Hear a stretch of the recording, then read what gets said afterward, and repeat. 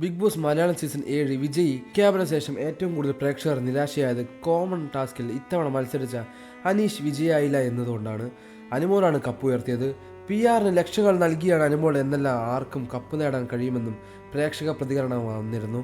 ഇപ്പോഴിത് അനീഷിൻ്റെ big ബിയിലെ പ്രകടനത്തെക്കുറിച്ചും വ്യക്തിജീവിതത്തിൽ സംഭവിച്ച കാര്യങ്ങളെക്കുറിച്ചും നാട്ടുകാരിയായ സ്ത്രീ ന്യൂസ് ടുഡേ മലയാളത്തോട് വെളിപ്പെടുത്തി. അനീഷ് വിന്നറാകാതിരുന്നതിൽ വിഷമമുണ്ടെന്നും എന്നിരുന്നാലും ജനമനസ്സിൽ അനീഷ് ഇതിനോടകം വിജയിച്ചു കഴിഞ്ഞുവെന്നും നാട്ടുകാർ പറയുന്നു. അനീഷിൻ്റെ പേരിൽ വന്ന ആരോപണങ്ങൾ കരിവാരുത്തേക്കലിൻ്റെ ഭാഗം മാത്രമാണെന്നും നാട്ടുകാരിയായ സ്ത്രീ ന്യൂസ് ടുഡേ മലയാളത്തോട് പറഞ്ഞു. അനീഷിന് കപ്പ് കിട്ടാത്തതിൽ വിഷമമുണ്ട്. അനീഷ് ഓൾറെഡി കപ്പ് നേടിക്കഴിഞ്ഞു. 2 കപ്പ് അവന് കിട്ടി. അതിൽ ഒന്ന് സ്ത്രീകളെ ബഹുമാനിച്ചതിനും മറ്റൊന്ന് ക്ഷമയ്ക്കും. ആദിലയെ 50 ദിവസം കഴിഞ്ഞപ്പോൾ പുറത്താക്കണമെന്നായിരുന്നു. അവസാനം അവൾ എന്ത് കളിയാണ് കളിച്ചത്? അതുപോലെ പുറത്തായ മത്സരാർത്ഥികളെ എന്തിനാണ് വീണ്ടും കൊണ്ടുവന്നത്? അവൾ എന്താണ് അവിടെ കാണിച്ചത്? പിന്നെ കപ്പ് ആര് വേണമെങ്കിലും ഉയർത്തിക്കോട്ടെ. അനീഷിനെ മലയാളി നെഞ്ചിലെത്തിക്കഴിഞ്ഞു. മലയാളികളെ പൊട്ടന്മാരാക്കിയതുപോലെയായി ഫൈനൽ വിജയെ പ്രഖ്യാപിച്ചപ്പോൾ ഇനി സീസൺ 8-ൽ കോമണേഴ്സ് മത്സരിക്കാൻ പോകുന്നുണ്ടെങ്കിൽ ഒരു പാവയുമായി പോകുക. അപ്പുറത്തുള്ളത് ഇപ്പുറത്തുള്ളതും ഇപ്പുറത്തുള്ളത് അപ്പുറത്തും പറഞ്ഞു കൊടുക്കുക. ഫുഡിൻ്റെ പേരിൽ അടിയുണ്ടാക്കുക. ശേഷം മാറിയിരുന്ന് കരയുക. അത്രമാത്രം ചെയ്താൽ മതി. ഗെയിം കളിക്കേണ്ട.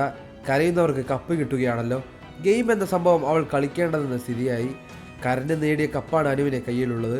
പരീക്ഷ എഴുതി അല്ലെങ്കിൽ കളിച്ച് നേടുന്ന കപ്പ് കൊടുക്കണം. അല്ലെങ്കിൽ ഷോ നിർത്തിവെക്കുന്നതാണ് നല്ലത്. അനീഷ് എല്ലാവരെയും ചേർത്ത് പിടിച്ചിട്ടേ ഉള്ളൂ. എല്ലാവരും PR വെക്കുകയാണെങ്കിൽ ജനങ്ങളുടെ വോട്ടിൻ്റെ ആവശ്യം എന്താണ്? അതുപോലെ പ്രണയം അനു അഭിനയിച്ചു.